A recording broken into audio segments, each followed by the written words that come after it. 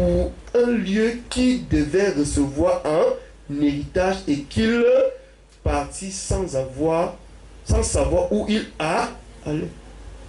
La foi t'amène dans un monde, je ne sais pas comment on dit, une terre inconnue. Donc ça te fait aller, le monde dit quoi là? C'est l'aventure d'un monde quoi? Amen. C'est quoi? C'est l'avant d'un monde inconnu. Donc tu fais l'aventure d'un monde inconnu. Là où tu es là ce soir. Et c'est le vrai monde. C'est ça la foi. Donc c'est à l'aventure d'un monde inconnu. Et tu dois aller là-bas. Qui est là ce soir? Abraham s'est levé sur la base de ce qu'il avait entendu de Dieu dit.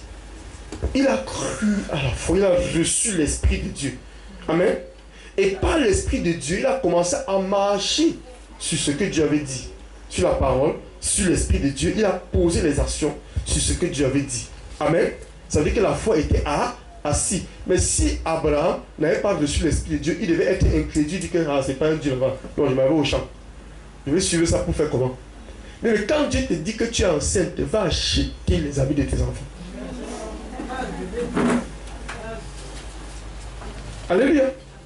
Quand Dieu te dit, il faut apprendre la foi. Quand Dieu a dit, il faut te rassurer, c'est Dieu qui a dit. C'est pourquoi il faut apprendre la foi dans la parole de Jésus-Christ. Il faut apprendre à écouter Dieu. Il faut apprendre dans sa parole comment on fait pour avoir la foi. Parce que tout ce qu'il dit est la vérité. Rien ne sort de sa bouche et ne retourne juste à accomplir ce qu'il a dit. Alléluia. Donc tout ce que Dieu dit, que Jésus dit, c'est Dieu qui dit, l'Esprit en lui. Parce qu'il est rempli du Saint-Esprit, n'est-ce pas? Il est full. Ce n'est pas lui qui parle, c'est l'Esprit qui parle. Et tout ce qu'il a dit, écrit, ça va s'accomplir. Alors dès qu'il dit quelque chose, tu reçois la foi qui devient ta pensée, qui devient tes paroles, qui devient tes actions. L'Esprit de Dieu est en... Et tous les jours, tu es dans la foi. Tous les jours, tu es dans la foi. Tu crois qu'en ça. Tous les jours, Abraham était que dans ce que Dieu a dit. Il a dit qu'Abraham, ta femme est à post-monopause. 90 ans, Abraham. Tu crois en quoi? Abraham dit, je crois que moi là, mon fils s'appelle Isaac. Je le comptabilise. Il ne comptabilise pas l'incrédulité. On dit, mais Sarah, elle a 90 ans et toi, tu as déjà 100 ans. Il dit, ce n'est pas un problème. Alléluia. Bien, mais la foi n'exclut pas les épreuves. La foi qui est l'Esprit de Dieu en toi va accomplir la vision qu'il a mis dans ta vie. Il est la vision dans ta vie. Et il va te faire passer par des chemins aussi longtemps que cette vision est en toi. Mais si cette vision sort de toi, avec le doute est entré, ça ne peut plus s'accomplir. Qui est là ce soir? C'est comme si tu as avorté l'enfant. Donc la foi qu'elle est en toi, elle vit en toi. Elle va s'accomplir. Si tu la maintiens, il faut croire en elle. Il faut toujours être constamment. Tu sais, quand quelqu'un devient incrédule, il change de chemin. Alléluia. Quand quelqu'un doute, il ne fait plus ce que Dieu lui a dit. Ça veut dire qu'il fait autre chose, il y a dans la chair. Parce que chaque fois que tu doutes, tu entres dans un autre accomplissement. D'autres pensées, d'autres paroles et d'autres actions commencent à prendre le dessus. Alors tu es sorti de la foi. Et ça ne peut pas s'accomplir. Toute graine qui est entrée en terre, qui a été avortée, ne peut plus rien produire. Donc aussi longtemps que Abraham croyait ce que Dieu lui avait dit, Isaac devait venir à l'accomplissement. Ce n'est pas l'âge. Tout ça, c'est pour nous enseigner que aussi longtemps que tu as la foi, amen, à Dieu, ce qu'il a dit, ça va venir à l'existence. Ça va venir à l'existence. Je suis en train de t'apprendre. La foi a des niveaux. Tu sais, la foi, c'est des niveaux en niveau. Il y a des personnes que Dieu les a donné une foi qui va s'accomplir comme pour Joseph, avec de longues épreuves, qui va aussi délivrer tout un monde. Amen. Il y a des personnes que Dieu les donne la foi, il dit, va, tu es enceinte. Va, ton fils vit, comme le centenaire romain. Va, ton fils vit, il est parti, son fils vit, c'était le lendemain. Amen. Alléluia. Mais il y a des fois que Dieu te donne qui vont mettre des années. Il y a d'autres qui vont faire 1 an, d'autres qui vont faire 2 ans, d'autres qui vont faire qu'à l'instant T. Amen. Ils chantent le démon, ça part. Donc les fois, c'est de niveau en niveau selon la situation qui est devant Dieu. Amen. Il règle les choses. Maintenant, quand il va te donner une grande destinée, alléluia, il va te dire quelque chose. Il va te donner une vision. Et cette vision, c'est l'Esprit de Dieu. C'est la pensée de Dieu. C'est la parole de Dieu. Ça doit devenir ta parole, tes pensées et tes actions. Tu dois être revêtu de ça. Et tu médites ça tous les jours. On monte, on descend, tu n'es que sur ça. Et tu travailles tous les jours à l'accomplissement de ça. Tu apportes tout ce qu'il faut pour accomplir ça. Tu ne dis pas que non, comme cela, Dieu va apporter ce qu'il va faire bien. Mais quand on commence ce ministère, c'était pas comme ça. Amen. C'était pas comme ça que vous voyez là. On est allé quelque part, je ne sais pas qu'on est déjà arrivé. Alléluia. On est toujours en train de travailler. Mais au départ, on a persisté que la forêt. Amen. Je me rappelle que tu sais, les toilettes, les vendeurs de bois là, c'était leur cabinet ici. C'était leur cabinet, j'ai dit comme ça, j'entends. Amen. Maman m'a dit, elle est venue un jour comme ça, j'étais à la montagne. Je suis rentré qu'ils sont déboussés, on avait quand même mis les cadres. Comme le monsieur nous menaçait là-bas. Ils sont venus ici commencer à louer le dimanche. J'ai les photos ici. Avec les quartiers, ils étaient là, ils tapaient les mains. Et puis, c'est comme ça que ça a commencé. On était là, on venait. C'était ouvert. Pas que c'était ouvert. On avait mis le toit. Et on avait mis le toit, juste le toit. Et il n'y avait pas de couverture. Il y avait encore les herbes là. C'était encore la pente. Il y avait encore l'eau. Les pieds là étaient dans l'eau. Ils étaient ici en haut. Amen. Ils ont commencé. C'est ce qu'on appelle quoi? La foi. Acclame pour Jésus. Donc quand la foi va se lever un jour comme ça, un matin, Dieu va te dire quelque chose, tu vas passer par les épreuves. Tu dois commencer à concevoir la chose là. Tu dois commencer à manifester la chose là. Tu dois commencer à écrire la chose là. Tu vas chercher tout ce qu'il faut pour manifester. On n'a pas dit à Noé que Noé, tu vas construire l'arche. Et puis avec cette arche, tu vas condamner le monde. Noé est parti se coucher son lit, dit qu'un jour Dieu va faire les bois venir, les finances venir et tout va se passer. Jamais. Il a commencé avec ce qu'il avait. Il a commencé à mettre la vision en pratique. Il a commencé à mettre la vision en pratique. Quand Dieu te dit que... Je suis en train de t'apprendre comment concevoir la puissance de Dieu. C'est ça, il y a beaucoup de puissances de Dieu qui sont écrites, mais les gens ne les mettent pas en pratique. Mais il vient seulement prier, jeûner, sans avoir la foi. Il faut concevoir ce que Dieu dit. Alléluia. Il faut concevoir ça. Premièrement, il faut d'abord concevoir. Il ne faut pas d'abord aller pratiquer. C'est ça le comble des enfants de Dieu. Au lieu de passer le temps à concevoir la foi, parce qu'il y a beaucoup de choses à concevoir. Amen.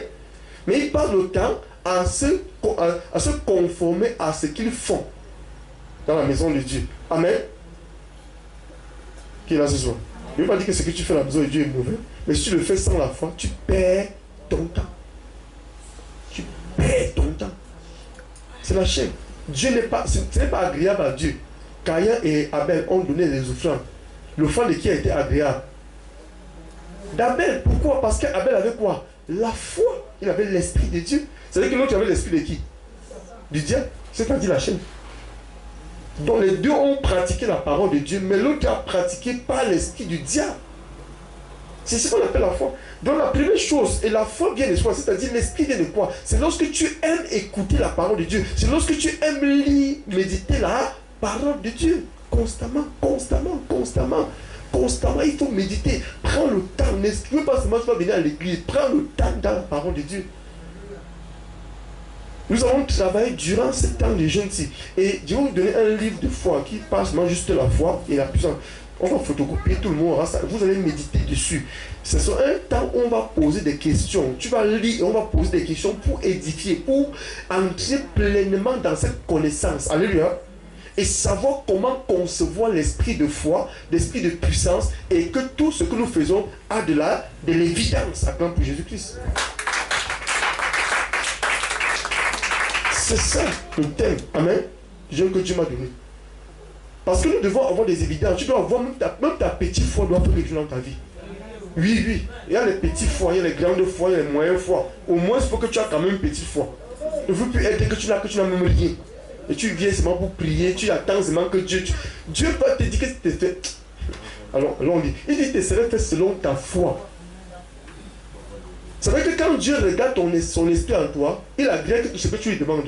Donc si tu lui demandes quelque chose, s'il regarde, il ne voit rien en toi, tu perds ton temps. Donc la dimension de ta foi détermine aussi la dimension de choses que Dieu va te donner. Parce que ce n'est que la foi qui lui est agréable. Quand tu lui parles sans la foi, il ne t'écoute pas. Alors lis la Bible, et pas dire, qui comprend quelque chose maintenant. Quand tu vas lire la foi maintenant, tu vas bien comprendre ce que je vais te dire. Il y a quelque chose que Dieu te donne par la foi. Quand il te parle, quand tu t'affectionnes comme Marie, tu es assis, tu n'es pas comme Marthe, que pendant qu'on est en train d'enseigner la parole de Dieu, tu es en train d'autres choses. Tu entends la délivrance pour venir te délivrer. Tu es dans les marmites, tu es dans tes choses, tu es dans tes choses. Et puis tu viens dire à Jésus que Seigneur, tu ne vois pas que Marie, ma soeur, est en train de faire ce qui est mauvais. Au lieu qu'elle vienne m'aider, pour qu'on mange, pour qu'on prépare la nourriture, pour qu'on fasse le travail, elle vient t'asseoir tes pieds. Elle croit que ce que tu as dit là a des valeurs. Ça n'a pas de valeur. Je dis, regarde. Marie a choisi la bonne part, ce qui ne lui serait jamais enlevé. Ça veut dire que toi, tu as choisi la mauvaise part. C'est une part, mais c'est une mauvaise part. Qui est là ce soir? Il faut choisir la bonne part, t'asseoir au pied de la parole. Pour recevoir quoi? La foi, la puissance de Dieu, l'esprit de Dieu. Amen. Et c'est par elle que tu as des évidences. Vous allez voir qu'au tombeau de Lazare, qui serait incrédule? Marthe. Vrai ou faux? Hein? C'est elle. Elle est loin de la parole. Jésus dit ouvre la pierre, elle dit ça sent déjà. Ôte la pierre, elle sent déjà. Ôte la pierre, elle sent déjà. C'est elle qui est incrédule. Pourquoi? Parce qu'elle est loin de la parole. Mais elle prie jusqu'à elle dehors. Tu lui poses la question sur Jésus, elle va te raconter comment elle croit en Jésus. Non, le jour de la résurrection, elle va te parler de la Bible. Mais aucune foi en elle. Rien. Qui est béni ce soir? Donc la foi, c'est l'aventure d'un monde inconnu. Tu t'aventures dans un monde inconnu. Reçois ton mariage, tu vas acheter ta robe de mariage. Oui. Reçois ton voyage, tu commences à te préparer. Bien, mais quand Dieu... Écoutez, la foi avec les œuvres. Tu entends, tu crois, tu pratiques. Les gens disent que, hey, Noé, il fait chaud. Regarde ce genre de soleil. Tu as conçu l'arche, un bateau en plein désert. Bien, mais la foi est une folie pour les hommes de chair. Quand c'est en toi, s'il n'y a pas de doute, tu ne fais pas sur la base de doute. S'il y a le doute, tu ne le feras pas. Quand tu as réellement compris, tes actions sont scandalisantes aux yeux de certains chrétiens. Tu vas commencer à faire certaines choses, même dans l'église, tu vas commencer à faire certaines choses où les gens ne vont pas comprendre pourquoi tu fais ces choses. Non, bien aimé, c'est parce que tu entends ce qu'eux n'entendent pas. Tu comprends, tu as la révélation. Deux personnes vont faire les mêmes choses, mais l'autre va faire par la foi, l'autre va faire sans la foi. Tu fais ça par l'Esprit de Dieu.